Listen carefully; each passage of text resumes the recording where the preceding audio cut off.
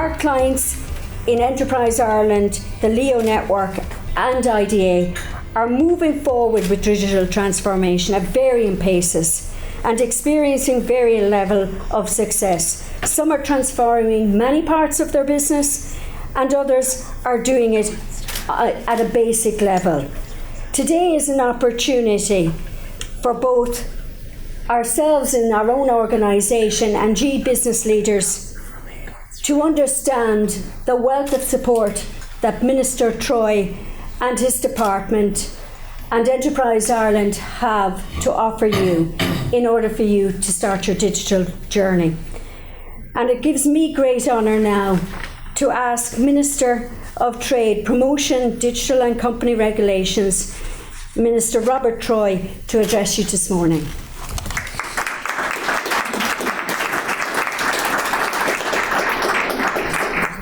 Thanks very much, Jackie, and good morning to everybody, to Deputy Lawless, my colleague, Deputy Durkin, and Councillors Kelly and Kenny, and to the CEO of Kildare County Council. And ladies and gentlemen, I want to take the opportunity to congratulate your new CEO. I understand she was just formally appointed new CEO of Kildare County Council this week, so congratulate you in your role and wish you luck in the years ahead. I want to thank Jackie McNabb and indeed all the team here in the local enterprise office, along with Enterprise Ireland, the IDA, the Kildare Chamber and my own department for organising this morning's event, and to acknowledge Merits for hosting this event this morning, and the Chair, Joe Carroll. I think it's great to be here in such a magnificent facility, a facility that is rich in their support for digital and tech innovation in this region. So I think it's apt that we're here this morning. I understand there's 11 resident companies operating here already, with 20 employees, and 72 founders have attended the programme here since its inception. This is something that was heavily supported by your own local authority, but also heavily supported by the government through funding of 1.9 million in the Regional Enterprise Development Fund and a further $500,000 in the Regional Enterprise Transition Scheme. So again, it shows the commitment of government to support innovation and transition to digital. I also want to thank in advance the companies who have given up their time to come this morning to share their experience in terms of how they have embraced their journey, their digital journey. And I had the opportunity to meet Erica and Cahill this morning. Spoke a bit longer to Erica, and I'm really looking forward to hearing her story in terms of how she used her own personal experience to establish a business and how she has been able to internationalise that business, all based on how she has embraced technology and how she has embraced digitalisation. And I think really and truly for everybody, the best way to be reassured that this is the right path to go is to hear experiences from businesses who have already made that transition. So I'm really looking forward to hearing from our panellists later on. And that's the reason why, I suppose, in consultation with my department, I pushed to have these workshops in terms of supporting businesses to grow digital, and really to drive home the message that if you want your business to survive and thrive, you really are going to have to embrace new technology, and you're really going to have to embrace digitalisation. So the government wants to hammer home that message, but also wants to support businesses to do that. And we've announced an 85 million digital transition fund, and Sean from Enterprise Ireland will give a very detailed overview in terms of the level of funding and the types of funding that's available for your business to embrace the digital transformation. At the very first session I did it in my own constituency, and I suppose every politician loves to go to their own constituency, but we did it in IMR, the Advanced Manufacturing Facility there, and it's actually Kildare man that's running it, Barry Kennedy, gave an example in terms of the importance of going digital, and he said he used to run competitively, and he ran for Leinster, and he was in an All-Ireland final running one day. And the whole way through the race, he was leading, and coming up to the end, there was people highlighting them to him, you better watch out, they're coming behind you. And he never heeded the warnings. And just as he was about to cross the finish line, he was overtaken by people from behind. And I suppose the message he was trying to convey to people is, even though you might be going well in your business today and you might be competing very well, if you don't embrace digital, if you don't embrace new innovation, there is a real risk that you are going to be overtaken and that you are going to be left behind. And as a government, that's not something we want to see happening. We want to ensure that good quality businesses are supported, are sustainable into the future, and can continue to develop and thrive. And that's what today is about. So I thank you for coming out this morning to this session. I hope you find this session informative and useful. I think you will. And I certainly am looking forward to hearing from our panellists on their experience, their positive experience of embracing innovation and digitalisation. Again, thanks for your attention this morning.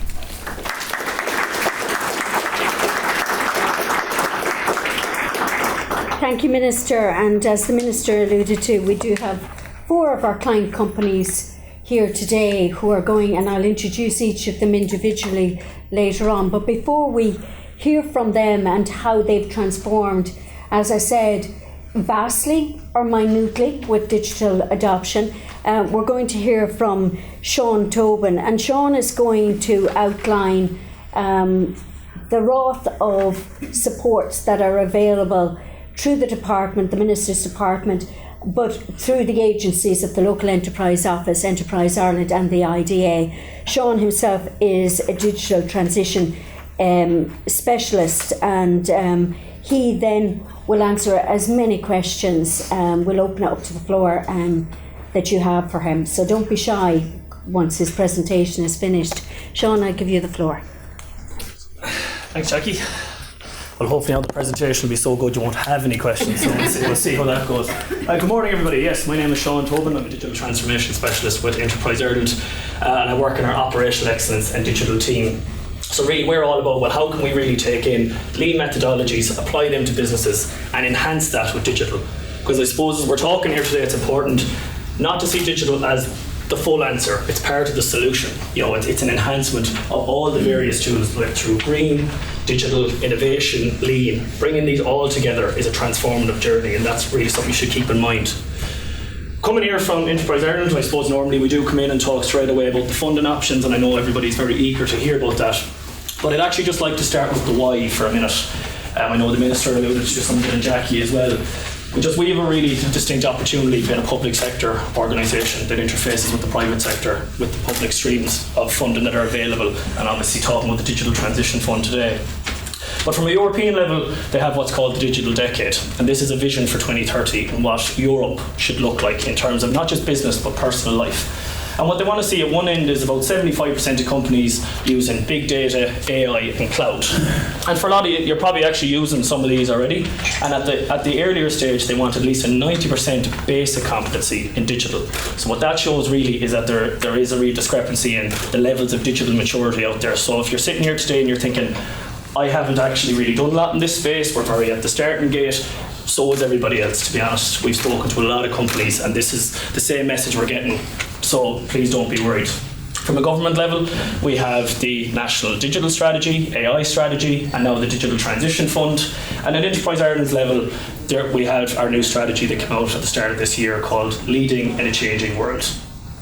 And I think that's a really apt name because change is inevitable.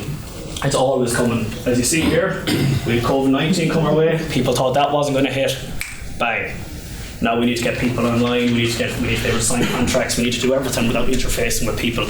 And you could literally put inflation, Brexit again, supply chain issues, there's lots of things coming. So what digital will allow you to do is to be agile, is to react. We've seen the resilience of Irish companies through COVID, and that was brilliant. I mean, working in Enterprise Ireland and seeing the amount of Irish companies who continue to innovate and move into new areas, that was the positive of COVID. And I know there was a lot of negatives, but if we're to take something from it, it's to show that we can change and operate differently. Does anybody know the percentage for the failure rate of transformation initiatives? And this came from McKinsey. Anybody know? Minister, you must know at this stage. I've said it 3 times at this point. If you don't know now, I'm doing something wrong. Would you like to say? No, I'll leave it to you. 70%, just in case he was wrong. 70% fail. I knew you had the slide coming up. So 70% of transformation initiatives seemingly, according to McKinsey, fail. And that was from back in 2019. And obviously we're in a very different position now, we think. But I've checked it out, this has been continued to be stated every year up to now. And what that shows is, I think, is that yes, there's been a lot of random acts of digital, but it hasn't been done in a strategic or thought out way, and that's where that 70% failure rate came with. So before now you're sitting there and switching off going, why did I bother coming here today if I have 30% chance this is going to work? We want to show you how you can avoid that and then use government supports to really avoid that. So when we talk to companies, we ask them to look at these 4 areas. And you'll see this cited a lot, and what I think is important, I've been doing talks now for the last kind of couple of months, we're starting to see the same language come from all the various consultants, players in the field, which is positive, because like what Lean had, where there's methodologies and tools and different things, digital is still kind of trying to find its footing, still not fully sure, so people are coming up with different ways to do this. And there's lots of good ways, but we think if you look at these areas, not just technology, this is how you kind of get to avoid that 70%. So your purpose, your strategy, where do we want to go, how are we going to get there, and how is digitalization going to impact on that? Our people. So firstly, in terms of mindset, if we're going to bring in these tools and technologies, if we're going to change our organisation, we need to bring people on that journey. We can't just say, here's an iPad, here's a new tool, go use it. And people need to understand the why, because that is one of the biggest issues with that 70% failure rate, is employees not buying into it. The other side of it then is actually, so you have your mindset, then it's the skill set. So if we're going to bring in all these, we work with people to say, right, if we bring in all the tools, can they actually use them? And then it's the mindset of bringing digital in. Your processes then, how do we operate and how can we do things faster, better and cheaper with digital, and then technology, so apply technology on top. So a lot of these you could be looking at lean, innovation, everything else. You can apply a problem by looking through all these lenses, but the technology is nearly the last piece to look at. It gives you the solution once you've identified your problem. And the reason from an Enterprise Ireland perspective and government perspective that digital is so important is because we've seen that through research done for our own strategy, and by looking at Enterprise Ireland figures, we've seen that from the OECD, it leads to more productive firms. And you can see the various different enterprise resource planners, customer relationship management systems, cloud computing. But the caveat I would say, or maybe it should be in there, is done in the right way. It's done strategically. So you can bring in lots of tools, you can bring in every tool under the sun, but that doesn't mean it's going to work. It's done in that correct, thought out way. We see that there's actually higher levels of jobs growth, which is positive. Because I think when you talk about digital, the first thing, especially at that frontline worker thing, is if we're going to bring in automation, if we're going to bring in AI, does that mean I'm getting made redundant and my job is pointless? But really what that is about is actually higher value jobs. People need to validate this work. So how do we upskill our people to actually, I suppose, fix the machines, engage with the machines, not be the machine? And then more profitable firms, which is always good. I think that one's self-explanatory. But what's really interesting here, from our ABR results back in 2020 and the 2021 results just came out last week, but our economists and policy teams are trying to work out the same numbers again for us here.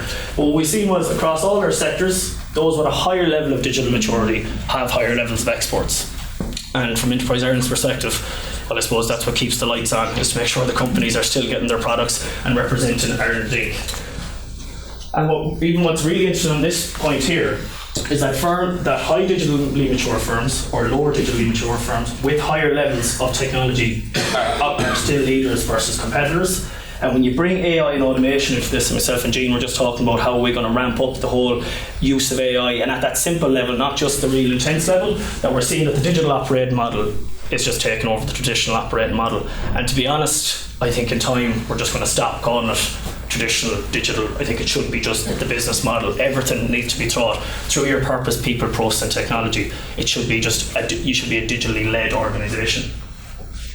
When we engaged in the strategy, and this is going back to what I said at the start about please don't be worried where you feel like you're on your journey, because when we spoke to our client companies to build our own corporate strategy, these were the very kind of starting block issues we've seen. We need to de-risk the investment. We've done this before. We've been burned. We don't want. We're a food company. We're margins based. We're kind of happy enough where we are. We don't have the skills. We don't know how to implement. Everyone in the business needs to accept the rate of change, and that's going back to that mindset. So for us, it was very much okay. Well, how do we actually break this down in a way that's getting people to start bringing digital into their business? So we kind of said with all that, yes, there's all the research and everything else, but how do you apply this to your business, or what are the areas when we speak about our funded supports? What ways is the best way to bucket it? And we went with this. We went R&D, research and development. How can you bring in digital to enhance your product or service? And I suppose an interesting one that we would have seen with that when we spoke to a company was originally a joinery company. So installs doors, fire doors. I'm sure a lot of these they're all fire doors there, the blue markers. That was it. Company comes in, merits, can we buy the fire doors? That's it, they're installed, done. What they then did was actually brought in sensors into the doors. So it allowed the technicians to go up, scan around here, get data from the door in terms of preventive maintenance. If there was a fire on the other side of the door, they'd be able to know the temperature and what's going on in terms of firefighting. So that enhanced it and brought it to a product as a service. So it not just meant that they bought the doors, they then had the subscription service to continually have a recurring revenue coming in. And that's a traditional business, like joineries, woodworking, things like that, but they brought in digital to enhance their product or service. So it's to think about it like that. This isn't just for the software guys, this isn't just for the Googles of the world, this is for anybody if you do it in the right way. Your process innovation then, basically, how do we operate, how can we deliver the product in a different way, how can we produce this in a different way, more effectively, more efficiently, gathering more data, being more data driven. And when you've done all that, then how do we market ourselves? How do we say, hey, we're here, we're doing things differently, we got a new product or service, we're operating more effectively, we can reach more customers, and that is really important. But I think when a lot of people talk about digital, and this is something I would advise when you're looking at the supports, is when people see digital marketing, they jump to it straight away, because that's the one we all think, how do I use my Google better, how do I get more customers, how do I get make more decisions through the data I'm collecting. But if you're actually going to enhance your product or service or do things in a more effective way, then this is going to be a much more stronger place to go. So I think it is to think about your digital strategies overarching. Consider all your various functions within the business. Digital marketing is always the most popular one, but I would say just see what else you can do. So now on to the government supports. Back in August of 2021, Enterprise Ireland launched what was called our Digitalization Voucher. And this came from European money, the European Temporary Aid Framework, which allowed us to set up an offer that allowed companies to work with external consultants to develop a digital plan. And to date, we've had 335 approvals through the system. So from August of 2021 to now, we've had 335 companies thinking about digital that weren't thinking about it then, and it's really working, and we're really starting to see reports come back now where they have tangible actions, but now it's time to start looking at implementation. But I want to start with this offer here. So thanks to the Digital Transition Fund, we now have what's called our Digital Discovery Grant, and this is a follow-on from the Digitalization Voucher and is all about developing a digital strategy. It's a €6,300 fund with 80% from Enterprise Ireland with a 20% buy-in from the company, so €1,300. And again, this follows the kind of methodology of firstly, it's your discovery phase. What are our current challenges? What's the innovation and digital mindset like in the company? What systems are we currently using so that we can identify, is there opportunities to integrate through APIs and interoperability, or is it a case that we'll then be identifying, right, based on our needs, we need to bring in a new system. So that discovery phase is basically your as is and what are the challenges. If you think of it like a funnel, then it comes down to your explore phase, which is all about based on budget and that mindset that I spoke about and everything else, what will get us to the next stage of our digital maturity. So the way to think about this, and I think it's a really important message in why the Digital Transition Fund is called that. Because when you talk about digital transformation, like the statistic I showed and everything else, transformation is a bit of a dirty word sometimes, whereas the transition word allows you to think about it's that end goal. But the transition allows you to think about doing this in stages. So, okay, I'm a very low digital mature company. How do I get to the next phase, the next stage? It's not to go from 0 to 100. It's to do this in a thought out way that de-risks that investment, that allows you to do this in a different way and test and understand where digital can impact in the business. So it's important to think that's why it is called Digital Transition Fund rather than the Digital Transformation Fund. This offer, though, is really, I think, is about managing expectations. It allows you to say, oh, once upon a time we're thinking AI, blockchain, robots, collaborative robots, all this kind of stuff. Now it's companies going, well, actually, we're very paper-based. And that's a big issue that's still happening with a lot of companies we speak to. Manufacturing companies especially. Products are coming off the line. Guys are fiddling in printed off Excel templates, giving it to somebody else, and then they're inputting it, and that's all left there. And there's no live data, no dashboards, nothing. So it's to really get people thinking about, okay, how can I go from a simplicity of paper to Excel? And that is to think about for your businesses. It doesn't always need to be massive change and transformative. That can be a big change, but it's not full digital transformation. It can be digitalization, which is another word to throw into the mix. This is some essential reading, I would call it. We have a brochure and an FAQ just on this offer specifically, because I suppose what we really wanted to take from the learnings of the last offer was that I suppose a lot of companies actually don't know what good looks like when it comes to digital. So in this brochure here, we kind of wanted to give an idea based on the type of things I've said here. Here's what a good engagement looks like, and we're hoping to empower more people to understand that when they engage in the market to find a consultant, that they know what they're looking for. In terms of pathways then, and if you bear with me for a second, I know this kind of looks intense. Under our assess pillar here, we have our digital ready assessment, and this is an open access across the world. Any business can use this. It's a 15-20 minutes self-assessment in terms of digital, and really the power of this is to get you and your senior leaders around the table and say, right, what does digital actually mean to us under our digital strategy, under our sales and marketing, regulations and compliance, product, service and delivery? What are we doing well? What's not working? And let's use that to maybe guide the likes of a digital discovery or a digital start through the local enterprise office.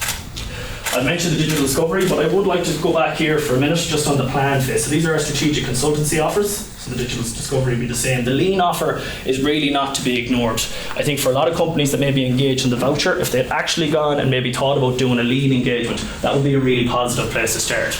And the reason for that is because it allows you to bring in that continuous improvement mindset, to understand the different tools that lean brings in. You've probably made it a lot more efficient, and then see where digital comes in. That's a good journey to come on. I would think about that throughout the lean for micro, the lean start for enterprise Ireland, and then moving in digital discovery, digital start. There's good journeys to be had there, and the advice is to talk to your agency advisors, because they'll be the best one to understand your stage of growth. Your lean plus and lean transform, the way these move is basically you're just getting to that next level. Okay, now we're getting to actually implementation. This is about strategy. Now we're implementing, and now we're bringing in cultural change, leadership change, all that stuff. So as you move across here, I don't need to go into each of them individually, but as you move across, it's just bringing that to the next level. Where there's going to be, say, for here, for example, you're going to have capital leadership training, whereas at this level, it's just basically the strategy. So it's just to think of that journey and to know where you want to go. Our Explore and Innovation offers then is probably underutilised, but it's an R&D offer, as in a feasibility support, so prototyping different things, going back to that de-risking. Where can you come in and work on new products or services, things like that, and actually say, right, then we're going to scale it and go to the Agile and go to the R&D. So really important journey to think about. And then in terms of our strategic marketing review, moving into the digital marketing capability, again, looking strategically at how you do things and then looking at implementation and reaching more customers.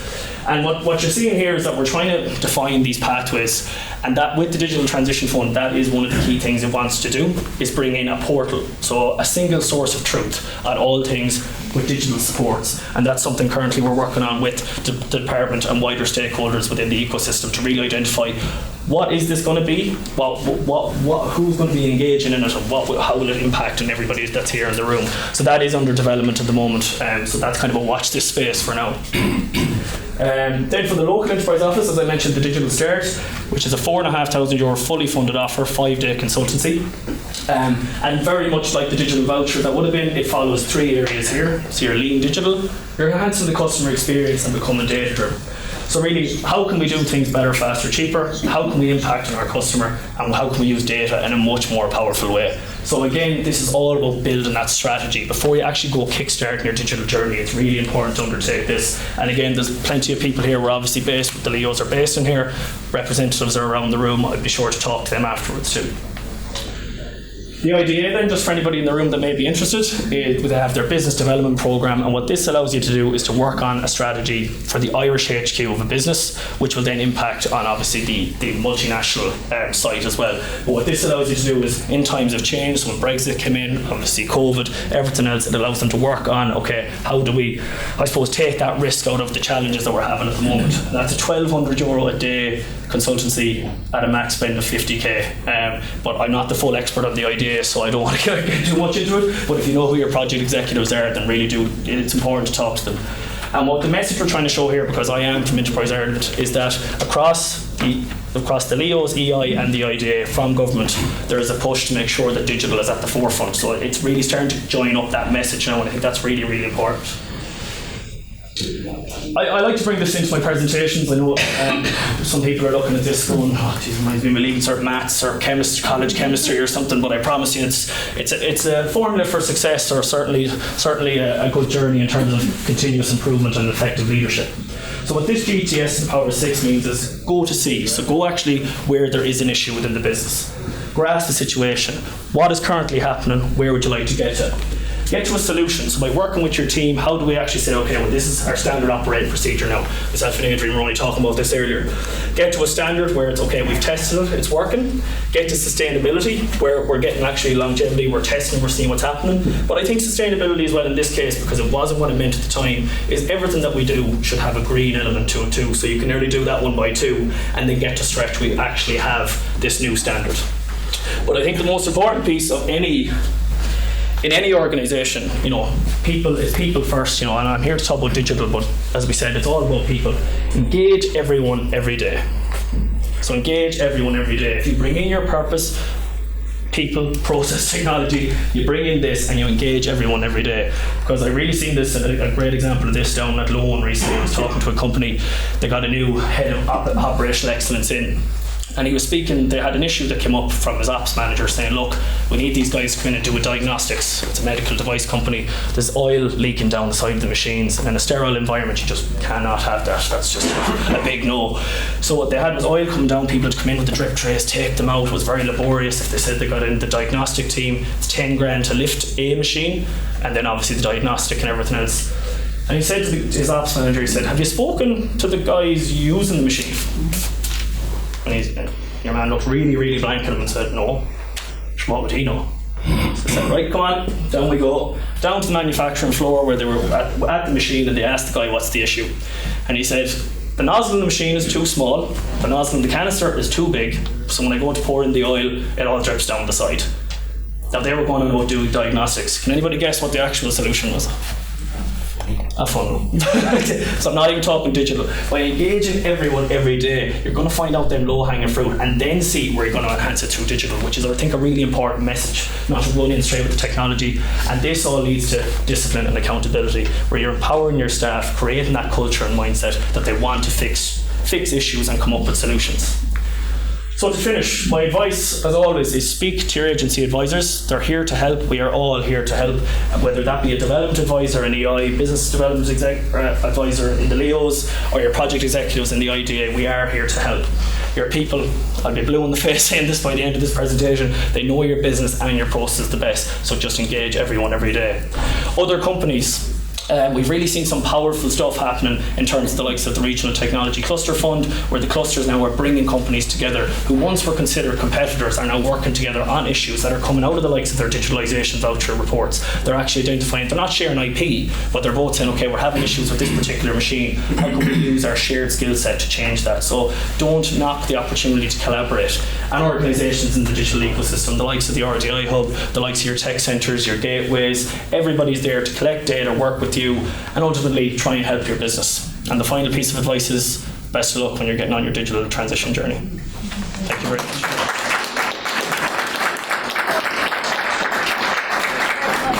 Very informative presentation. Might just hold there on the floor. Has anybody got any questions? And I suppose what I'd ask is if you put up your hand or maybe stand up, let us know your name and the company you're here with today. So. And we're also, look, I'll be around afterwards as well, so if anybody wants to talk. Gentleman there. Yeah. Good morning, everybody. Jackie, and thank you very much for My name is Shemmy Moore. I've been a member of the Merits Board here, but I have a very traditional background in industry and stuff like that, and I'm just amazed by the change in terminology that we're using today. Everything is moving very, very fast, and I know probably is not the right forum to ask a question like this, but I'm always concerned as to how you cope with the elderly gentleman who hasn't kept up the speed in all of this, and how you have staff in crafts who are different types of people than people who are in academic type of stuff. Crafts have generally started with a different background and often quite to make their decisions on the basis that, oh, I'm not academic. So everything about digital is academic in a sense. So I'm wondering what you've got in line to cope with all that. Well, that's a great question. Well, look, I think to be fair, your point about the different levels and different people and their ability to engage with technology is one thing, but somebody I was at a talk there recently and they made a great point. They took out their phone and they said, how many people in the room have one of these? I can actually take out both of mine, which so I'm even extra digital. Everybody is a digital native. Using your television, using your phone, all these various technologies, you use them all the time, but you see a machine and work as if now it's a totally different thing. But often the way technology is moving now, the interfaces and all these different softwares and everything else is actually starting to look quite similar. If you take like the Mac, for example, it's starting to very much become like the iPad, and it's starting to feel all very similar across the journey. In terms of the supports or how we're going to do that, I suppose Enterprise Ireland's remit is in the manufacture and internationally traded services. So them other areas, I think it's for government and everybody to think about, okay, well, how do we bring these panels together? How do we actually, through the clusters in different areas? But in terms of that, I suppose people's ability to use it or how we're going to bring them on that journey, I think it's about what we're doing here today. It's talking about the simplicity, not talking about the transformation, talk about that low-hanging fruit. We're going to need case studies, we're going to need other stuff, we're going to need companies in the room to work with us ultimately to come up with these and showcase and be that guiding light. So I think that's something for us to take back for sure. But I won't lie to you, it's not something I've actually thought about much because the people we are talking to, we haven't had that issue. But at that wider ecosystem, Irish enterprise base, that issue definitely does exist. So I think we need to think about that, certainly from government and what Enterprise Ireland or the Leos or anybody else can do. But it's a good question and it's something I'll definitely take back to the team. Thank you. Hi, Audrey Cowan is my name. I'm from Consultancy, co-founder of Consultancy, but today I'm here in my capacity as a Kildare Leo Women in Business Cluster Coordinator, so I have a huge interest in working with the women in business and how to reach out and transform business. But the question I have is, for companies, say, under 10, where they have over the past few years, say, they have applications maybe for accounting systems, they have a CRM that might be HubSpot or something else, they have some of their kind of storage capability is on the cloud, and then they have Excel spreadsheets. And if they were beginning their digital journey to integrate or review all these different applications, where would you suggest that they begin? Well, look, I mean, again, coming back to what we're talking about today, I think the first port of call in any of this stuff is to speak to the agencies, because there's panels, there's consultants, there's people, especially within the Leos now, the Digital Start, there's people there that have been recognised that can do this stuff. And to be honest, because everybody is on such an early stage of the journey, I don't think, as I said, you can nearly do this by yourself. So it's about really looking into the marketplace and saying, right, who can work with me on this kind of stuff? Who works? Like there's specific consultants who are very good at working with micros. That's what they'll say on their website. So I think it is at this stage, if it's the first time you're engaged in this piece of work, then I think you need a bit of hand-holding. It's something we've seen with the likes of the voucher when people were applying who didn't engage with consultants to find out about the kind of things that they'll do. We were getting really random applications, to be honest with you. But how can you expect somebody to write an answer on something they know nothing about? So really the advice, I think, is you're going to have to go to somebody. I know some people, consultants, different thing, and coming into the business, it takes time, but I mean, that piece of work and a short engagement can do a lot.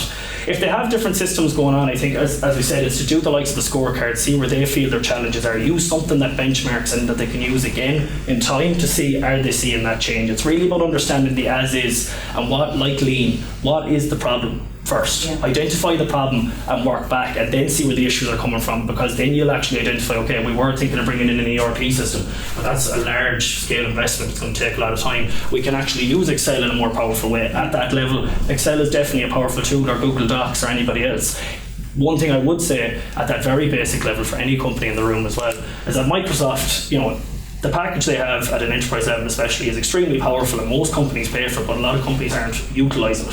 So it's to even be getting staff on them kind of courses that they can actually, rather than let's get rid of Excel and bring in something more intense, maybe let's see, is Excel our answer? Because that could get you through 24, 36 months before you need to go even thinking about investing and anything else. So it's really to understand what are your problems first, see within the systems you have what are the opportunities, and then move beyond that. I think is really where to go. Thank you. Anybody else there at the moment? Yeah, Michael Roderick. I'm from a company called Trade for Us, but I also work in business consultancy. And one of the things I notice is that software spend or capital spend is excluded, and sometimes that can be a major cost. So you might know what you want to do, but getting the money to do it can be a challenge. Of course, why is that? Well, I suppose on the likes of for the digital start, there is implementation involved in that, so there will be. But buying software off the shelf, I suppose what we're trying to do, as I said earlier, is rather than people just because when we have the likes of the capital grants and things like that, you do get people applying without that strategic thinking, and they're getting robots in and different things, and that hasn't always gone to plan. So I think the point of all these is to actually, as I said, manage expectations first, not we just want to use this to buy something, because that goes exactly back to the issue of buying one thing, we implement it, no thinking behind it, no strategy. So really what we're trying to do in these strategic offers, strategic consultancy, is do that. But within the likes of the other offers like the digital process innovation and them offers, there is implementation costs involved in that. You can use it to implement the likes of an ERP system through the Lean Plus and different offers. So it just depends, I suppose, at the digital start, digital discovery lens, it's not a lot of money in terms of buying a subscription service or something, but to bring in that consultancy service is important. But the reason is some of it is state aid rules as well and different things and what we can and can't do. So sometimes your hands are tied by that, but I mean we are trying to make sure that we do it in a powerful way that people are getting something out of it, and these things do work. So it's just to engage again with the agencies and see where, depending on the need that companies have, they are looking for that software, where can we actually maybe work on trying to figure something out. Okay, thank you. Thanks, Michael. Any another question down the back? Yeah. Firstly, you mentioned the self-assessment too. Is that something that's available to all of us, or every single person? You can do it. You can do it anywhere. Yeah. No, it literally Google can use it if they want it. It's just sitting. So if you go to globalambition.ie/scorecard, that will bring up the landing page straight away, and it's free to use by anybody of any size. It's quite, and we are working at the moment just based on, I suppose we've used it now for the last nearly a year. We're just seeing, is there questions that we can ask, deeper questions that we can gather data that then we can bring to the likes of the department and say, here are the policy issues, or here's the top 10 issues we're seeing. How do we now address them issues too, at a skills level, at a policy level, and then through the EI funds as well. So it's completely open access. And secondly, will the presentation will we have access to the presentation afterwards? Right, yeah, I'm happy to share the presentation. Yeah, no problem. We'll circle it to all of those who have registered that we have the email address for. And if by any means that you don't get it by first thing in the morning, you might contact the office and we'll ensure. Adrian is nodding, he said he'll send it. Yeah. Thanks, Adrian. One last question, anybody have it? I suppose, Sean, I just my own thoughts and some of the questions, and indeed your own presentation, I'm almost hearing some of the queries, maybe some are too shy to ask. Often with a presentation like this, and particularly with the department as multi-agencies like the IDA Enterprise Ireland and the local enterprise offices, is well, which can I go for? There were a lot of products and a lot of package, a significant investment on behalf of the government into medium and small businesses. The same rules apply. So under 10s, manufacturing international traded services for this particular product would be coming to the LEO. And then those who are working with Enterprise Ireland in the high potential startup, or indeed expansion with Enterprise Ireland, will go. But the first to Enterprise Ireland's products. But the first point of call, as Sean has said, is give us a ring, give us an email, and we'll talk you through. Don't try and I suppose grasp everything that Sean has said in that presentation. We can navigate the journey for you and make sure that you maximise every opportunity and every grant that's available to support this journey. Going back also to a point that Sean alluded to, Lean, I can't emphasise enough, Lean is separate from the digital voucher, but Lean as a transitional piece. We've seen large investment to the point under our grant system where we've given grant aid for equipment, advocated Lean as part of that journey as before they put the CNC machine, and people feeling they were too busy before they got the machine when they put it in to talk to the Lean expert, only to find that when they went on the Lean journey, the machine was in the wrong place. The plant had to be closed down for 2 weeks and the CNC machine moved at greater cost. So we're often too busy to take advice, but often if we don't stop, that lag can cost us. And in terms of consultants and advice, we in Kildare have a panel of 15 national consultants in the digital space. Every one of them have years of experience and expertise behind them. And they will hold your hand during that strategic part of deciding what it is. And as Sean said, it's not about going back to the office or the factory this morning and deciding everything needs to be changed. You may not have a problem with everything, but you may have an issue with process or plant or people, and it's about deciding what's your most immediate need. And this ultimately, while we're talking digital, we're talking Lean, is about your competitiveness. How can you stay ahead? How can you compete in the market and ensure your margins are maintained at a time of increasing costs? So it's not just to save money, but increase efficiencies. I'll leave Sean off the floor for a moment. He's kind of standing there.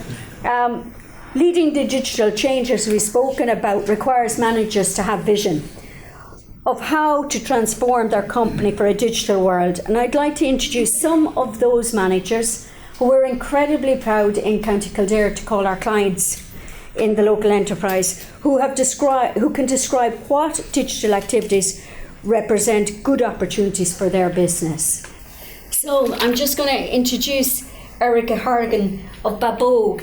Erica's business she's a certified child sleep consultant and founder of Babog and a creator of the video sleep series. Since Babog was established in 2017, Erica has worked with families all over the world and has helped over 1,000 families in 17 different countries, empowering, educating, supporting families in their parental journey. Tara Lane on my right here. Tara set up Centrepiece Rosettes in 2016, and she has since founded the Equestrian Business Network Ireland. Centrepiece Rosettes is now the second largest company supplying rosettes in the country, and she has clients in UK, Europe, and indeed Japan or China. Not only supplying the equestrian, but all agricultural, dog shows, etc. And she'll talk to you more about her business.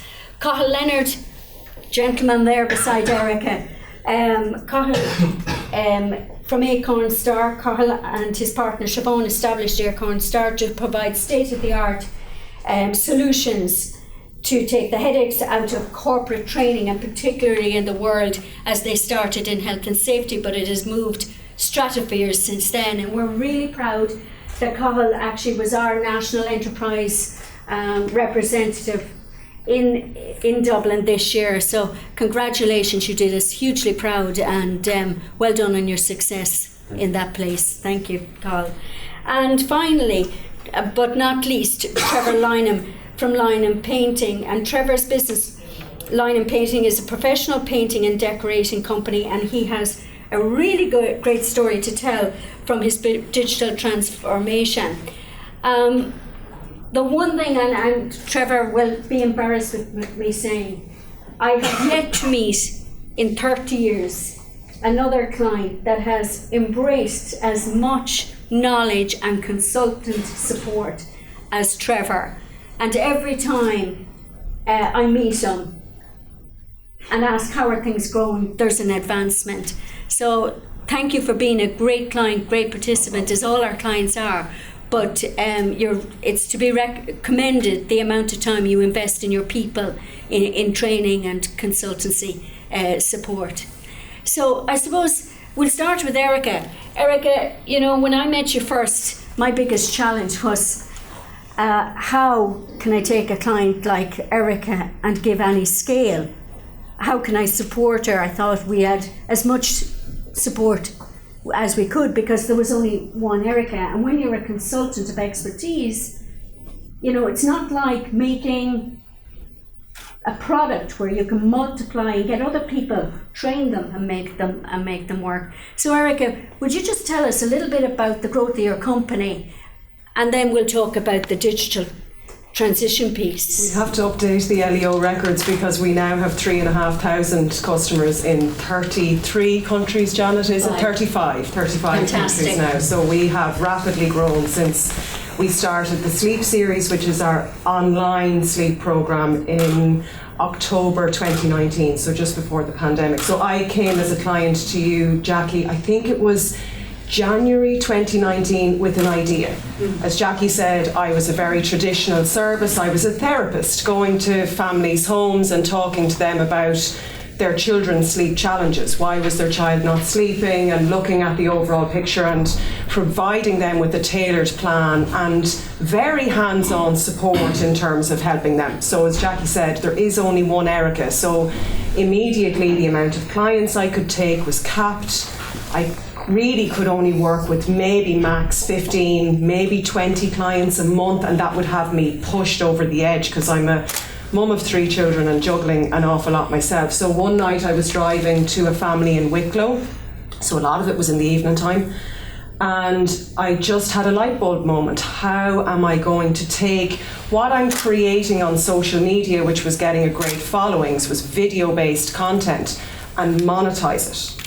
And I came up with the idea for the Sleep Series, which is based around my 7 steps to better sleep for children. And I pitched it to Jackie one day in the LEO, and I was met with immediate support in terms of what we would be able to avail of. We availed of the Trading Online Voucher, 2 of them in the end, I think, and also a priming grant. And the priming grant was instrumental in terms of getting the Sleep Series, which was the 5 online sleep courses, off the ground.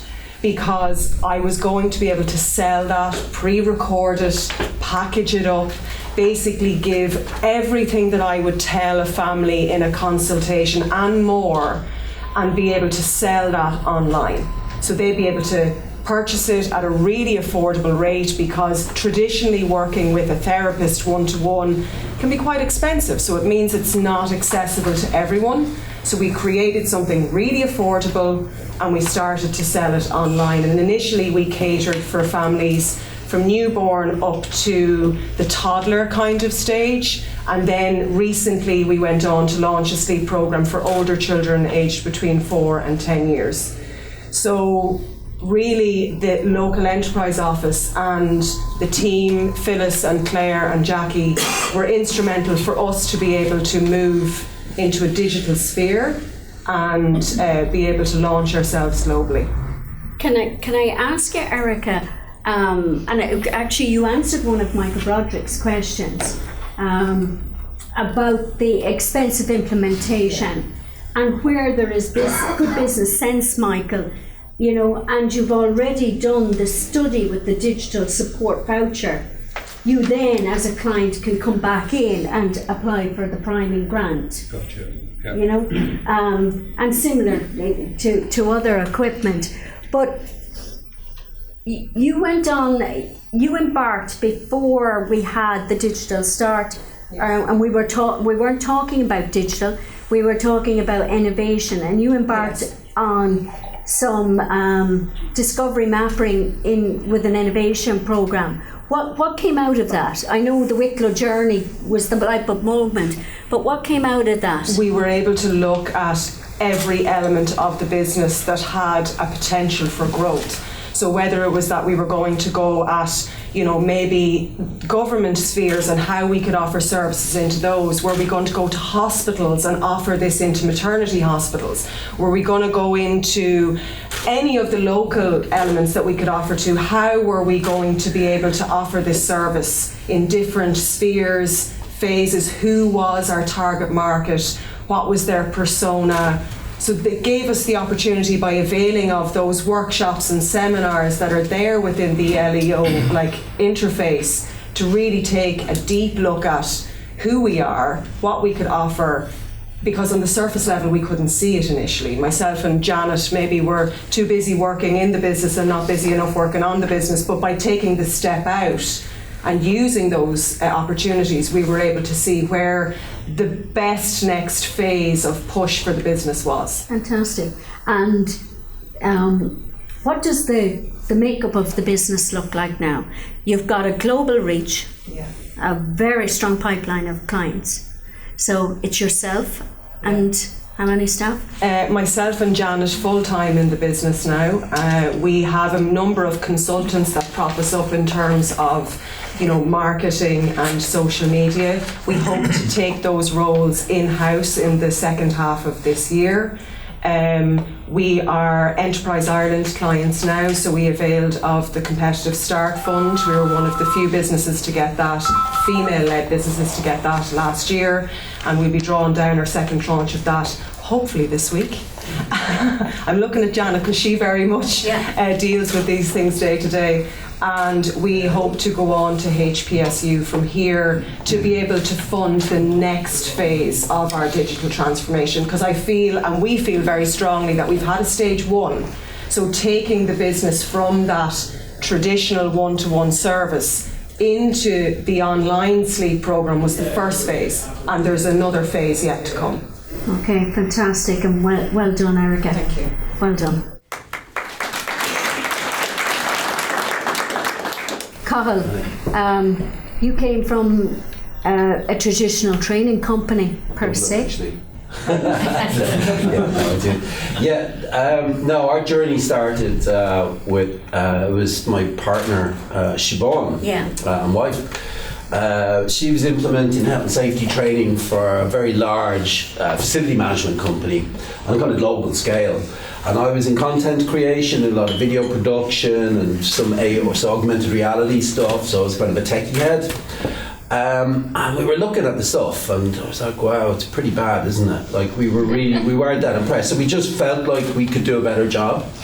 That's where that's where the kernel started, And we approached yourself, and it wasn't much more than a concept. I think we'd done a fair bit of research and tested different tools out, so we had a good idea of what we could do. I think we had some demo products, but that was about the size of it. And we got the priming grant, which was transformative. It was really a transformative moment for us, because it meant we could migrate from our incomes to developing our products. And we, with earnest and a lot of hard work, sat down, developed our systems, our digital systems. So it's a completely digital product, from the marketing side to the actual production, to the implementation, to the selling, to everything. And from there, we now have, we've tens of thousands of clients. We work with some very large corporates. And we also work with just individuals who are trying to get certified training that's required for their jobs. So that was the fundamental basis of what we grew from that kernel in early, say 2019, really, and it's grown phenomenally since then. And we started integrating augmented reality into this through apps and stuff like that. But like one of the examples around the digital transformation, like one of our first clients was like, I was just thought of it there earlier, was the Gaeltacht region, all the nurseries, and they look after all the kids in the Aran Islands and all over the Gaeltacht areas, and they're native Irish speakers, and we need interconnectivity, we need Wi-Fi. So I was really concerned about, this being one of our first big customers. Went completely seamlessly. So, your journey starts when you start talking to your customers. When you have an idea on how to improve something, that journey for everyone who is an entrepreneur, that's the critical information you need to start the journey towards improving your products through digitization. Where your problems are, your customer will tell you, oh, I tried to get this, but I couldn't, or whatever it was, even if you've no online presence.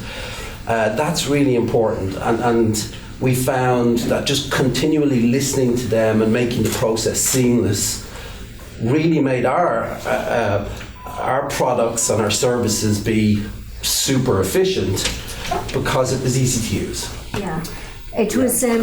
Both of you mentioned the online presence, and that both of you would have experienced and got the Trading Online Voucher.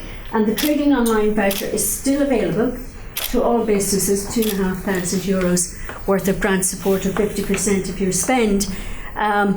Separate to the digital start. So while all of you mention your business presence, it was really the digital transition that changed both of your business models.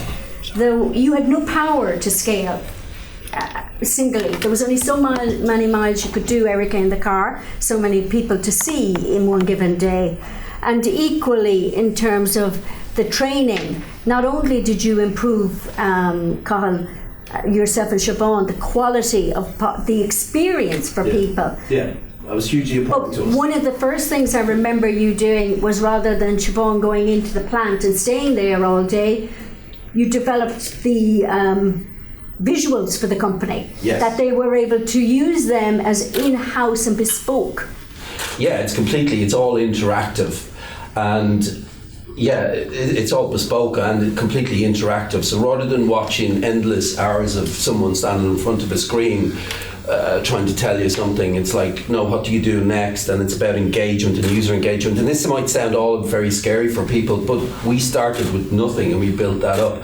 So it's not as scary as you think. The tools that are out there now are quite incredible. Somebody mentioned linking Google Docs, Excel with HubSpot on the back end. These back end automations are not that complicated anymore. The solutions are there. They're almost bolt-on solutions that, with the right developer and the right advice, but you have to start customer-facing, are actually not that scary. But the interesting thing, where we talked about the journey, was what we did then through your support was we got the Agile grant.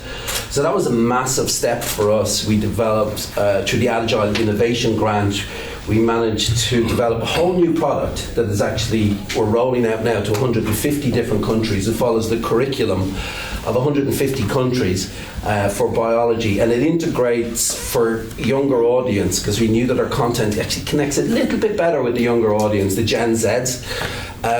So it integrates augmented reality with the core curriculum that they need to pass their exams, the equivalent of the Intercert and the Leaving Cert. So we're rolling that out in the States and the UK and globally. And none of that would have been possible without these aids, because it was just we wouldn't have been able to do it, Yeah. And we weren't investable at that stage with the concept, So we have to get those grants and those aids. Now we're looking at migrating into high potential startup, and we've been approached by several fairly significant VCs who are looking at us very intensely. So that's it. Yeah, that was our journey. Fantastic, absolutely. And thank you for sharing, Cathal. And can I just, I suppose, what I'm also hearing and worth noting for that journey is that, and I know the Minister and myself already spoke about the importance, neither of you traditionally would have had been conceived as export potential clients. Without the intervention of digital and what the digital transition did to change the model, has now made local businesses actually global businesses. And a great credit to you and Siobhan again. Thank you. Thank you.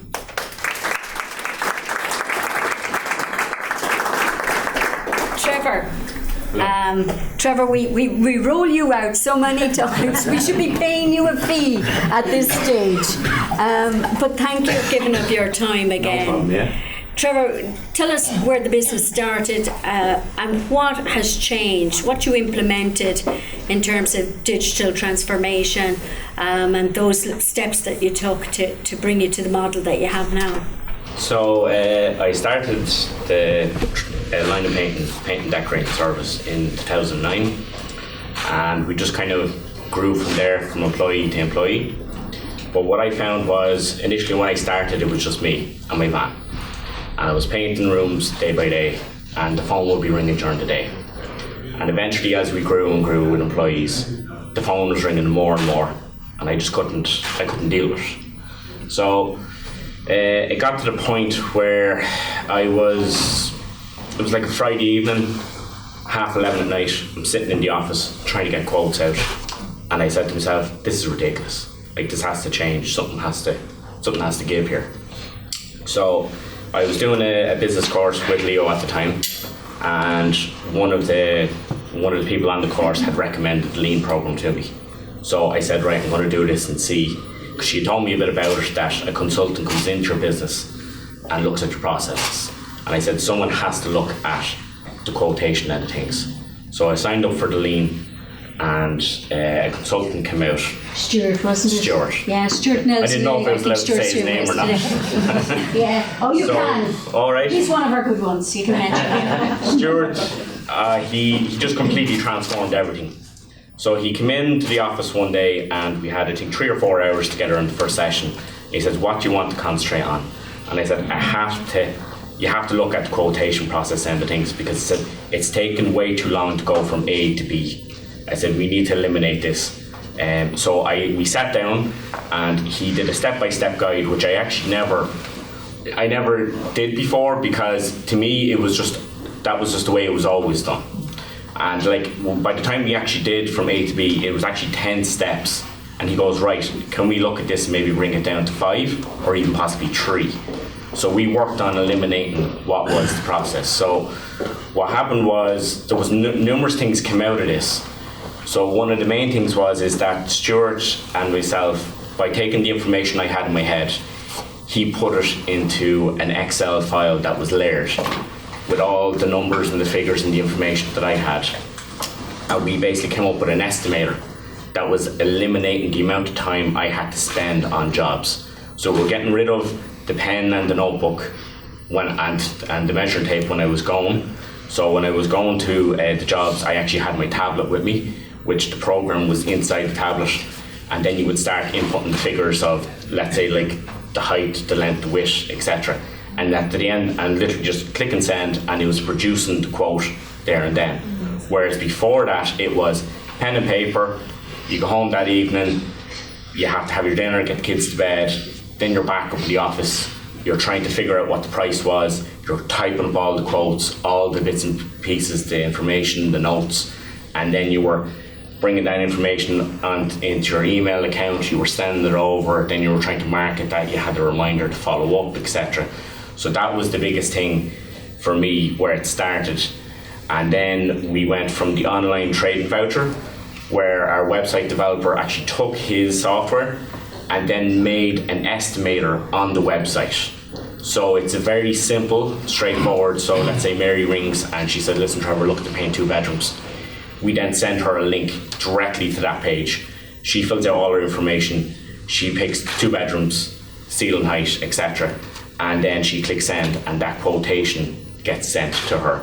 So I'm actually, probably around 50% of the jobs I'm not even going to, because they have a ballpark estimate of what it's going to cost. And then we can then follow up that. So that's kind of where it started. Now there's a lot more, I don't know how.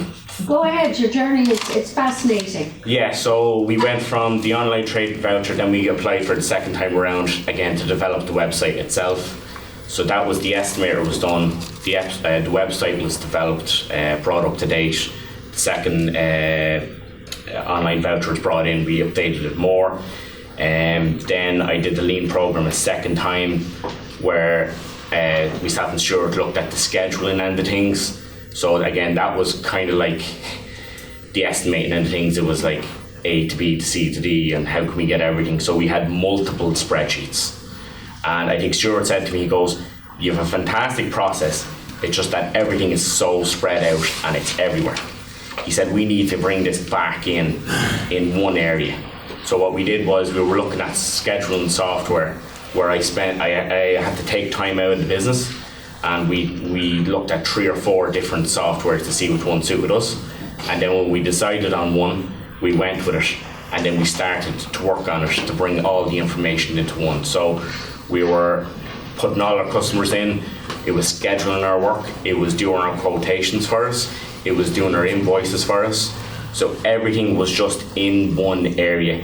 It wasn't spread out, and all the Excel sheets just went one by one. Once we had it implemented in one software, it just started to go one by one, and then we just had one base of operation to log into.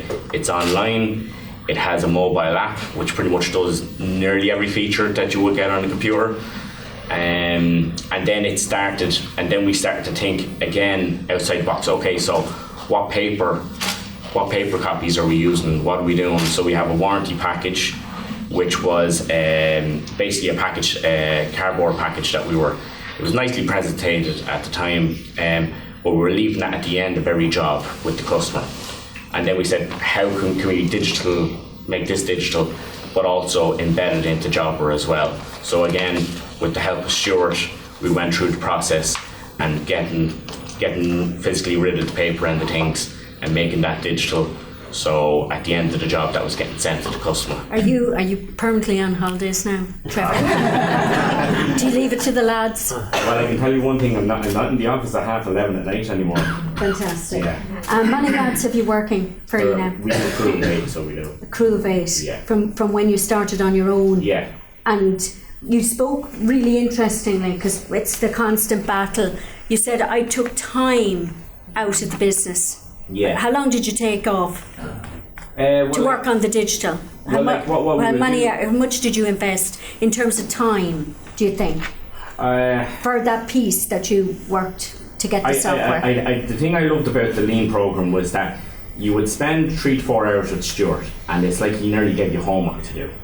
And then he would give you a time frame and goes, right, you got 2 weeks to get this sorted. The next Lean session is in 2 weeks' time. You have to have this amount done.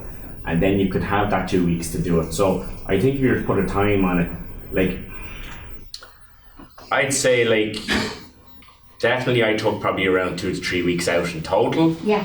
But I got that back in 10 Well, and that was my question. Return on investment for the time that you took out to do the digital. But I knew I was making a sacrifice, but I knew where I was heading. I could see what this was doing from the beginning, and I knew that at the end of this, I said, if I put in the hours now just to get this sorted over the next couple of weeks, I can guarantee myself I'm not going to be sitting in that office at night time. What's striking me too, from looking for a painter, if you could get one now, actually you hang on after this, is even the public perception of you as a corporate or organisation must be absolutely transformed, because they're now engaging with a company that looks very modern, very process orientated, and it strikes me they're probably thinking there's little waste in this company and little waste of time because of Yeah, absolutely. Yeah. As I said, one of the biggest things, and even when I go in to have a chat with some customers, the husband of the house might be a plumber, and he's like, you'd have a great conversation. He's like, I'm owed X amount on jobs, I'm not being able to get invoices out, I'm not able to get quotations, and then you'd have a chat with him and you'd be able to connect with him on that end of things.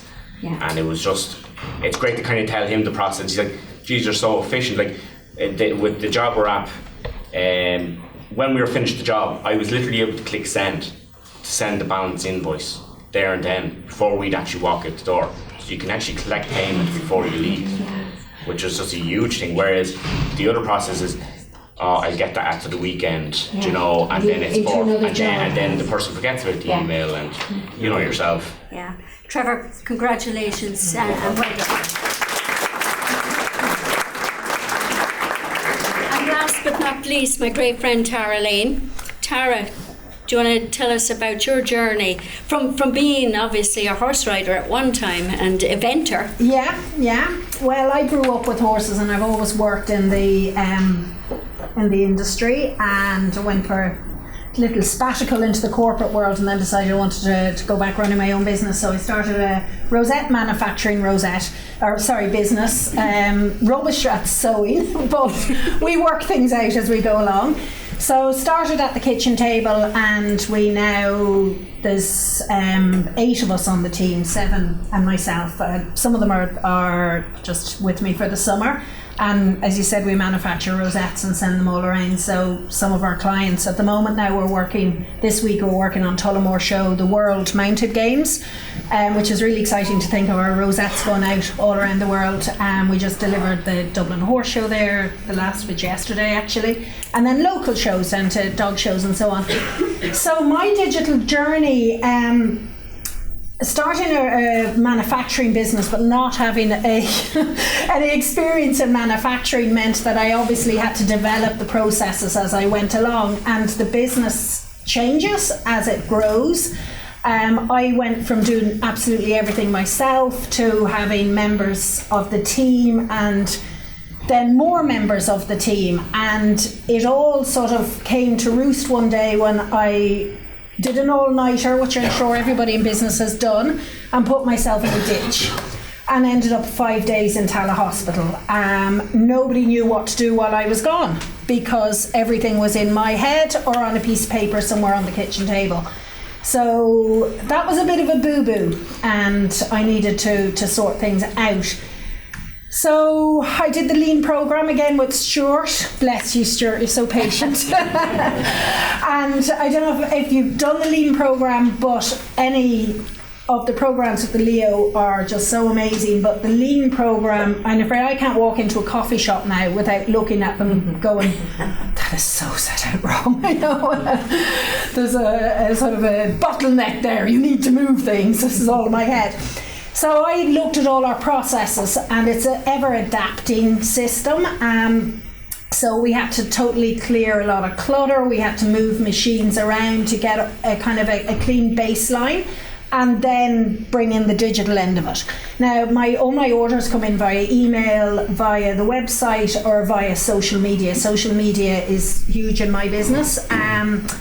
I've online account system, and the most recent development I've done is Google Sheets. And to come back to what that lady said about setting up the systems, that I think that if you kind of stand back, like Trevor was saying, and look at where you're at, where your problems are, and what are the solutions, what do you want to achieve, and how are you going to bring those solutions in. So I have Google Sheets with all of our orders on them. I have a file with the emails printed off in it. So if I disappear for a week, the team can take over. My managers in the different areas of the workshop have access to it. They can see what's coming online. So if one of the girls has time coming up, she can say to me, look, we've a huge order in 3 weeks. Let's get those tails done. Let's get ahead, so they can see what's happening. Also for forecasting for stock, it's huge, because with Brexit there's delays getting stock in, so I know what I need. I know now that I'm booked up till October. A huge advantage of it that I actually hadn't thought of was my main competitor.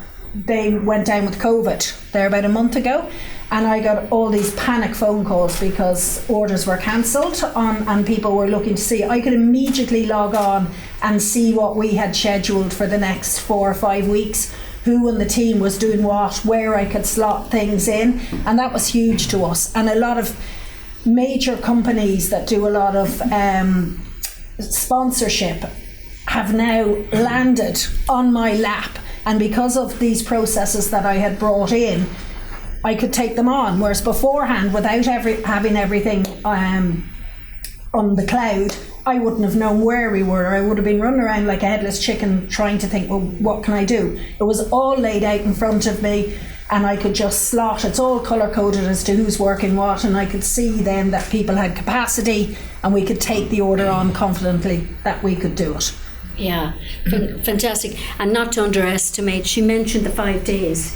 in Tala, but this lady, was under a huge injury for almost a year and still kept the business going. So great credit to your tenacity, Tara, and indeed your willingness then to see, actually, I not only jeopardised myself, but I've jeopardised the business because I'm a one-man band. Yeah, and it's getting, I think, as well, it's very empowering for the team.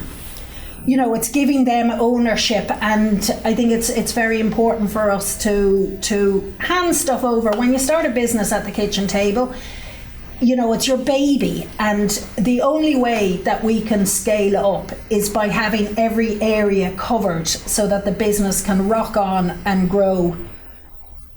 And I can work on the business and work on the marketing and so on, and the production is there, and the girls can put notes up saying if they need for stocking, for materials and so on. So it's all there on a sheet, and it really is transformational when you put it all down. Fantastic. I'm going to ask any questions from the floor for any of our panellists, for Erica, Cathal, Trevor or Tara. Anyone, any questions there? I suppose in the absence of that, I might ask you a final question. And we'll start with you, Tara, and work back, if I may. A piece of advice, one nugget of advice to anyone starting out to take this journey. Well, definitely engage with you guys, because like the assistance that you have, the support, the training is unreal. We really have to have the best panel of trainers in the country, and the help is there. You're not going to know everything when you're starting a business. You can't possibly. You might be superb at what you do, but there's other skills that you need. So definitely engage, and as you go on as well, because I think as your business develops and as you develop as a business owner, you re-look at things, even redoing your social media training after doing the likes of the Lean program. You look at stuff with a different mindset, don't you? It's a really good point. When you go back and revisit things, go back to the basics sometimes, because you're in a different place. Your business is in a different place as well. Great, thank you.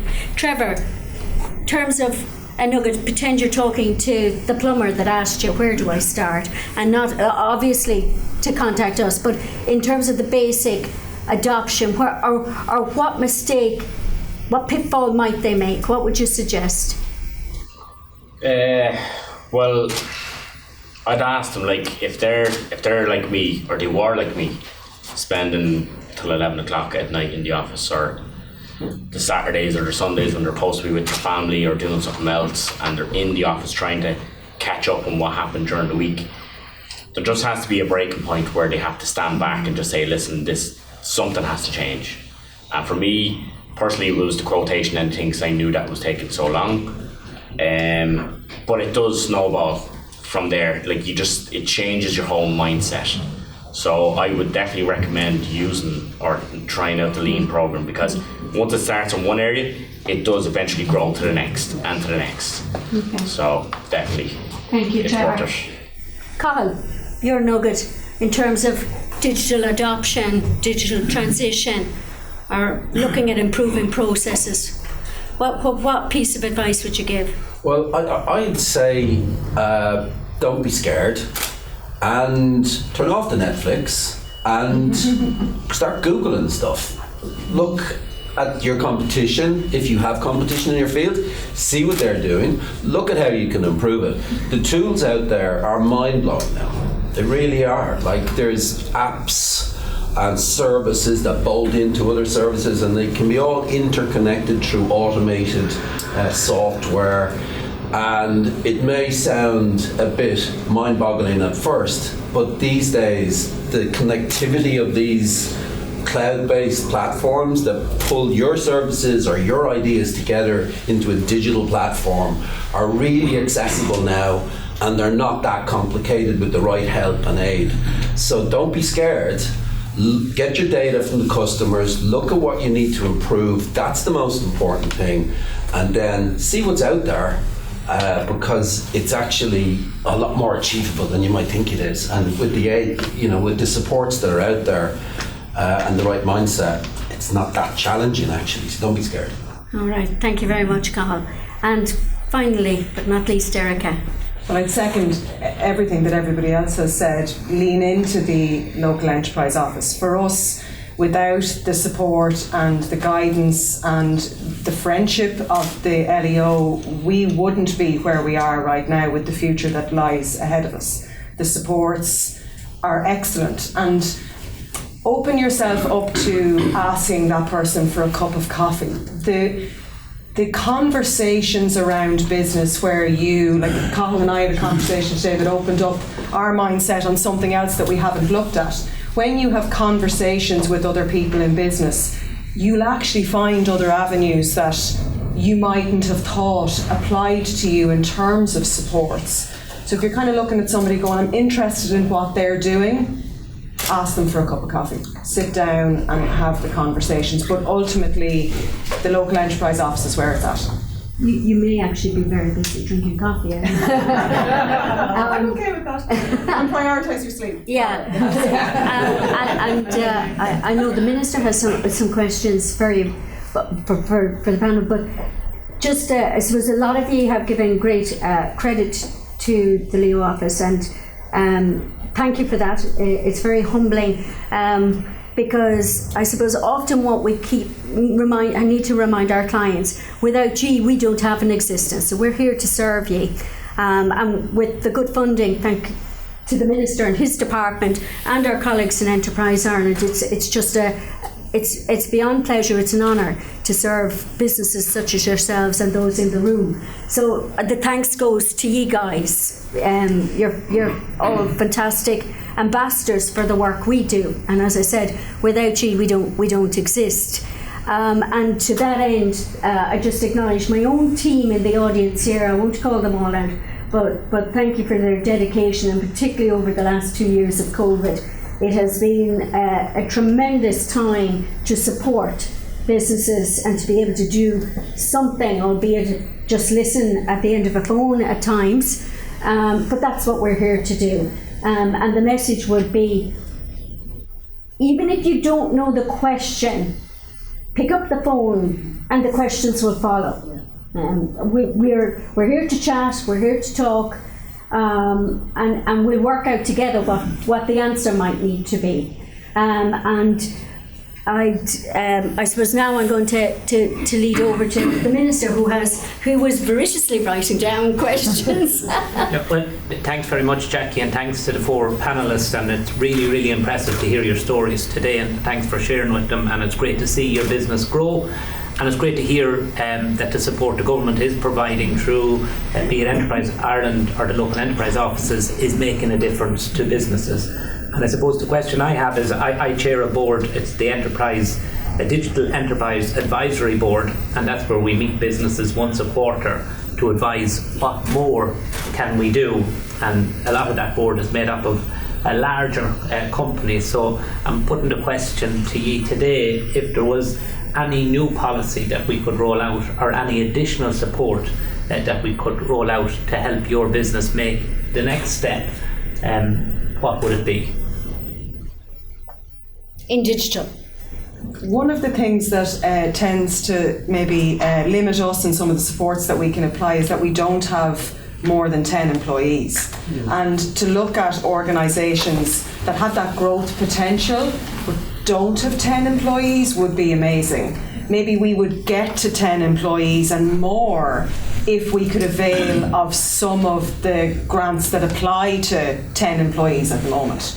So there's a few there for us that we'd love to get our hands on in terms of supports, and that 10 employees side of things limits us a little bit. Now, we've obviously found other avenues that we can avail of, which is fantastic. But I think as companies go digital, sometimes the addition of further staff, it doesn't come as quick as maybe it would have prior to companies going digital. Because you're relying on more digital services, it's not mean that you're not going to add the staff. You will eventually, but maybe when you're a little bit more sound in terms of your revenues and your cash flows. Yeah, it's very hard. It's actually very challenging to think of additional ways, genuinely. I mean, I worked in projects before with like European Space Agency and stuff, and I know that there's European rules and there's set guidelines to how funding can be drawn down, and you know, the mechanisms of some of these funding structures. So they have to follow the guidelines, European guidelines. So it's very challenging, but I don't know. I think one of the most, and I think this programme addresses most of the issues, I would say, around the digitisation, because I think one of the problems is if you don't start the 70% thing, that, you know, that was traditionally the problem, because people probably said, okay, bigger companies, probably more so medium to bigger, probably threw money at it, and we're like, okay, that didn't really work out, what did we do wrong? So those lessons have been learned, so that information is critical, because it's easy to do it wrong. It takes a little bit of time and a lot of thought and structure to do it right. You don't want to build it and then go back, well, we forgot to add this function.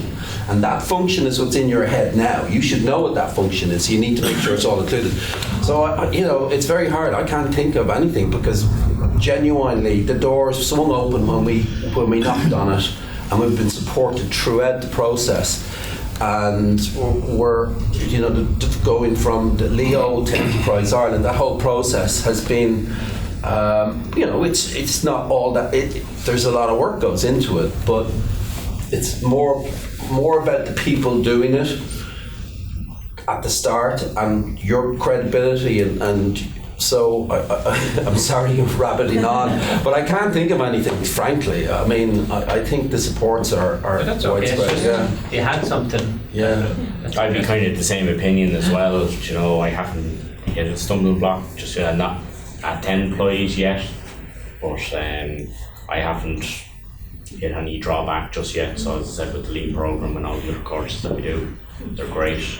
Yeah, and I think Trevor and Erica, we're a long time discussing that 10 threshold and whether or not you have the high potential started to go into Enterprise Ireland's portfolio, but I do know the government are strongly looking at that 10 to 20 and have put an awful lot of effort into it. Tara, anything further that you need that would make a difference to the business, or that was, you know, a little bit cut short on the digital journey? Well, certainly I have always found that yourselves have been so, you know, been superb with whatever I need. I personally, I know I'm slightly looking at my whole my business now at the moment, because we've come to a certain level where I need to reassess everything. Yeah. We've got to that stage, so I need to step back, reassess our customer base, our products, our margins, because everything's changed so much. So I'll be back to your door, and we're not at Enterprise Ireland stage yet. I hope we will be soon. It's in the plan, but I think I come purely from a manufacturing area, and certainly you're superb, and the export potential is great as well. So I think just continue doing what you're doing, but maybe look at the 10. Yeah. I think from my own experience, particularly in the green and now the digital, it will be, and Michael alluded to it already, Minister, it is that implementation capital piece. That many businesses currently, as they go into whether or not their rates increase in terms of electricity, heating, employment costs, and whether or not I have the funding to implement this plan. So it's to assure, whether it's the green or indeed digital or any of our other vouchers, that we have that means, or indeed how we can actually finance these things up front. And particularly in the manufacturing, where many of we've got an awful lot of companies adopting CNC equipment at the moment, very expensive. Many of them, although looking at second hand, are still very expensive at 50,000, but it's that capital outlay. How do they get it in and then draw it back? So on behalf of myself and my colleagues across the country, that would be that piece, and I'm sure many of them have said the same. It's that implement piece, if at all, that piece. Gentleman up the back, yes. Sorry, Jackie, just one thing on that minister, I suppose. Jason Quality Skills Vista. There is, I suppose, at times it can be very hard for a startup business to kind of get the initial traction, and there are super supports there both from the Open Enterprise Office and Enterprise Ireland. But sometimes when you're going from one to the other, etc., so the likes of New Frontiers Phase 2, you get a 6-month stipend to help you grow and scale the business so you can see how you can advance it. But while you're on that, you can't get any access to local enterprise support. So you get your stipend to work full-time on the project, but all with regards to the priming grants or marketing or sales or other supports, unfortunately you can't avail of any of that. So in one sense it's helping you grow and scale the business, but in another sense it's actually holding you back nearly for 6 months. So I think if you could connect the two together, whereby it's obviously not salary based, it's actually to do with growing the business, I think that would be super, and it would allow Irish businesses, especially at a very early stage, to really kind of look at catapulting their businesses forward. Thank you. Excellent point, Jason. Thank you. Stuart, yes. Yeah, sort of moving higher, Minister. We would have worked with about 350 micro enterprises across the country this year, and just to reiterate the capital point, companies are willing to spend or co-invest. So I think even if it is on the table, the extension of the training online voucher to include digital, and I know that companies can avail of it twice, but perhaps if funding was made open for that to be a third or a fourth time, which could include investment in software, especially for those companies that aren't eligible for traditional grant funding with Measure 1. So the TOB voucher was revolutionary for most businesses, especially during COVID. So a third or fourth TOB may be more tailored towards this digitalization or digital transition will be perfect. That's what companies on the ground, and they're willing to pay. They don't need 100% funding. The 50-50 co-pay is people are happy with as well. So that'll be something we'll be seeing on the ground everywhere. Thanks a million for that insight, Stuart. And we're just going. Oh, beg your pardon. One last question. Yes. Yeah, I've my business is 20 or so employees, and we kind of seem to fall. I'm traditional in bookshops. We kind of fall between the local enterprise office and the Enterprise Ireland, but we don't really have a space, I think, to get that sort of funding. It can be quite difficult.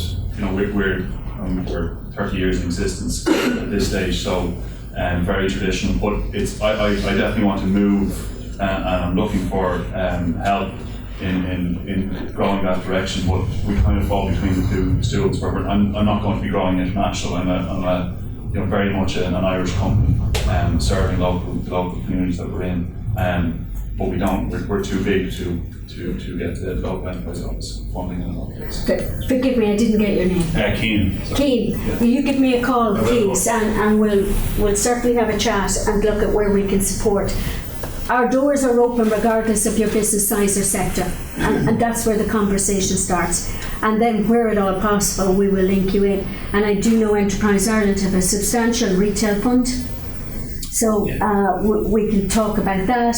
We can talk about certainly the digitalisation of some of your business elements. But do give me a call, send me an email, and I'll gladly talk to you after this session and make an appointment for you.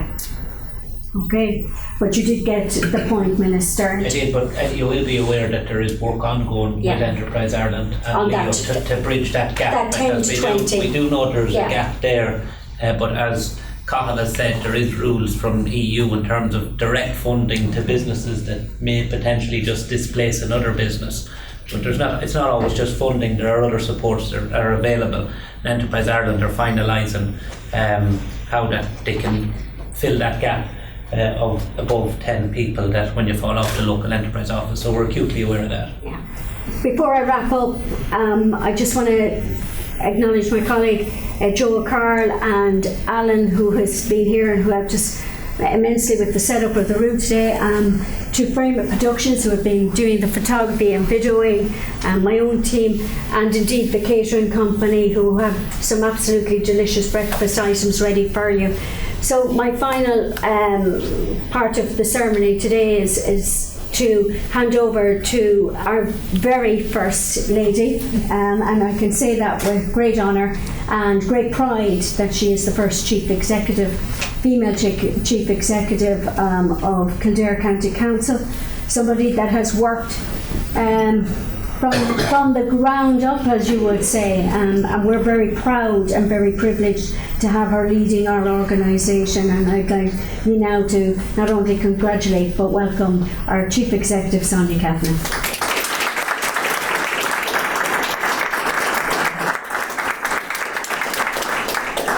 Thanks, Jackie, and thanks everyone. I'm definitely in the honeymoon phase. This will not last much longer. They'll be given out about me in no time.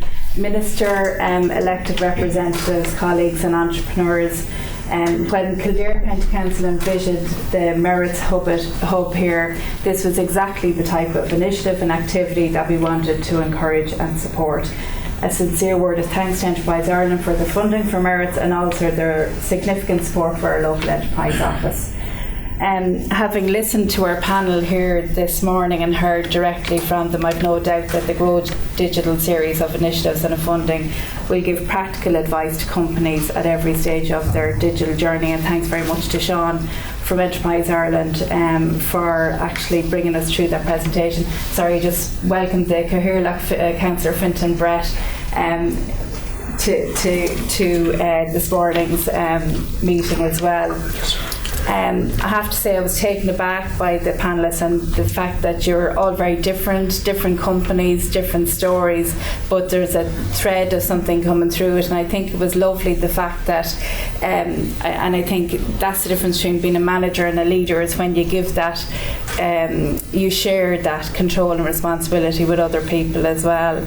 And there was some lovely nuggets of advice and information. So I hope everybody got something out of this morning's presentation and discussion. Maintaining momentum behind digital adoption has become critical for businesses to stay competitive.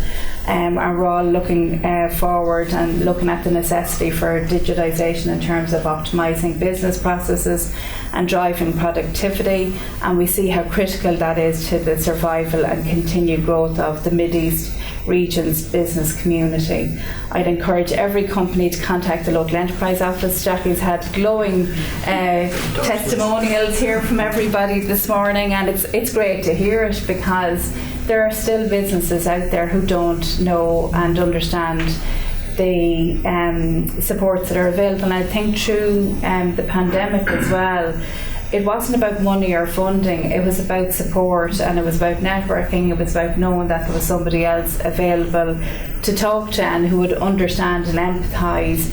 And because if you're a business, particularly a sole trader, and you feel that there's nobody else who fully understands what you're going through, that can be a very lonely place. So that's absolutely critical as well.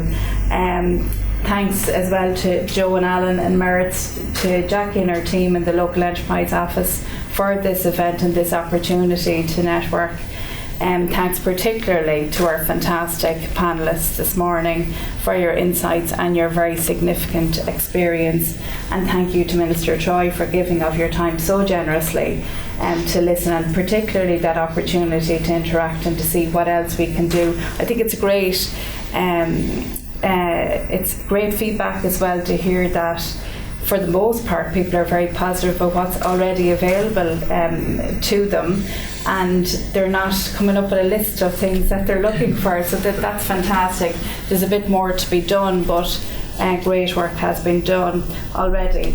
And we have a small presentation here for you. It's a bespoke leather notebook from Caravan. I know Robert is here, a company we're very proud of and that are based in Kilcullen. So we'd just like to make that presentation. There you go. There's a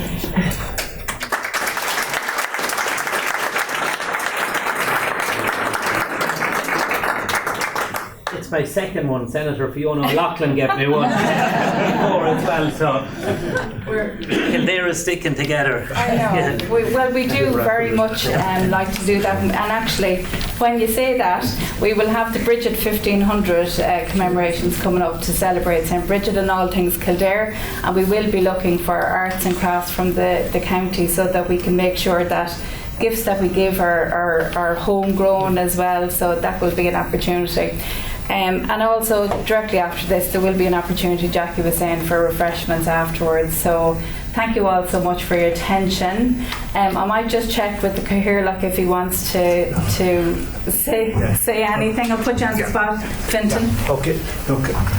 First of all, apologies. I just had a prior engagement for a long time and I had to attend to that. But I'd like to welcome the Minister here this morning, and that this is the second time in the last few weeks I've been in this. I think I was here the day I was elected Mayor, and the guest that day was Larry Hogan, the Governor of Maryland. So you're filling big boots, Minister, coming here this morning. But it shows you what buildings and innovation centres like this is doing. I grew up, and I've said this a few times, in the west of Ireland in the mid-50s, early 60s, when everybody immigrated. My parents, brothers and sisters, and half of my own family all immigrated. And when I see all that's going on here, the small, medium enterprises work where families can stay at home in Ireland, when I see the population of Ireland going over 5.2 million for the first time since around the famine, it's brilliant, because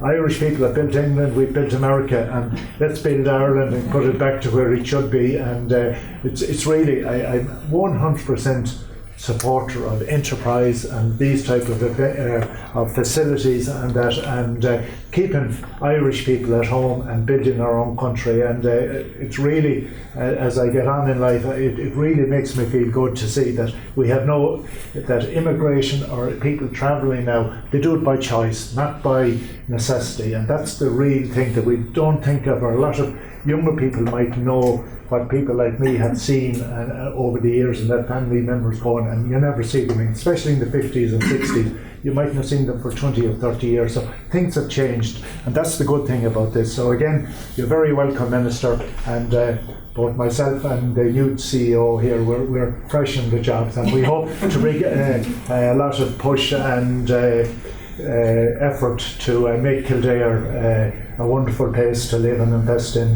the future. So thank you all very much.